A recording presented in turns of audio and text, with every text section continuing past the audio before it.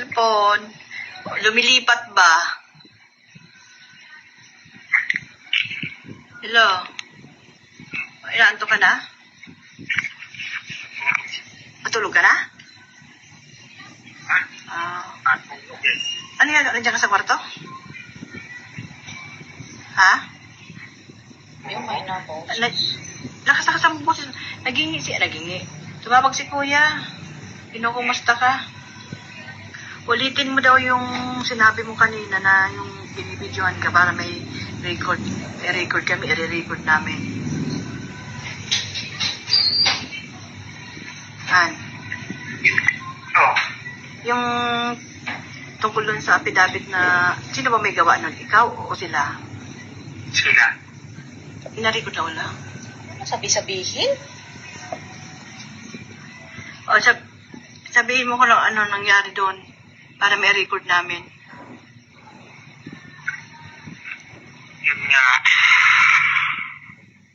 Binidyoan ako ng nakaraan araw. Tapos pinasa ko yung statement na may mga sinigit sila na hindi naman totoo. Na hindi na si Marcolin na pati si Defensor. Na sinabi nila doon sa statement na pinangakuan ako ng pera, babayaran ako. At sinabi pa doon na hindi kasi wala akong alam doon sa delivery doon sa bahay ni Romaldes. Yun lang ang nakalagay doon na ayaw ko dapat pirmahan. At hindi naman ako ang gumawa ng statement na yun. Sila naman. Yun lang ang pinirmahan mo. Yun lang. Yun lang yung nasingit doon sa ano ko. Saan ba yan? Sa pinakahuli?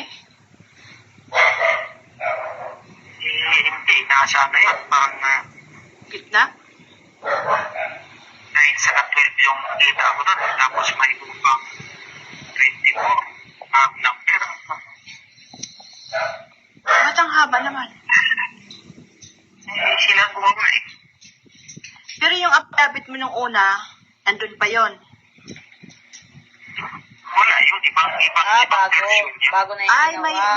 may ginawang panibagong affidavit para basahin mo. No, pinangako naman sa'yo nung una, nung pinirmahan mo, hindi na ilalabas yun. Sabi nila, hindi lalabas. Bakit ka pa nila pinabasa? Anong sense nun? Hindi ko alam kung ano. Idadalhin daw sa korte para mawala na yung kaso ko.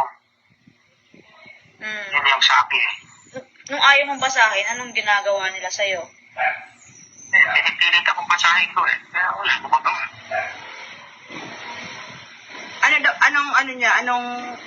Anong kapalit? Anong kapalit ng pag hindi mo binasa? Para daw manahimik na kayo. Wala nang maggugulo dyan sa inyo. Wala naman ang gugulo sa amin, Han, Kaya nga. sa totoo lang, Han, wala nang gugulo sa amin. Sila lang ang gugulo sa amin. Sila ang gumagawa ng ng paraan para manggulo. Sila nananakot sa amin eh. Kaya sabi ko sa'yo ng nakaraan. Gusto ko nang gulong-gulo na yung utak ko eh. Hindi na ako makatulog-tulog. Mag-ano ka muna, bago ka matulog, minom ka muna ng marigang na tubig.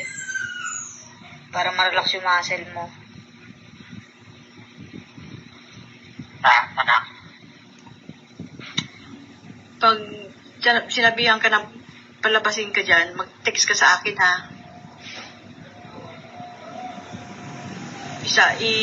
Ano mo agad sa akin, i-text mo agad sa akin.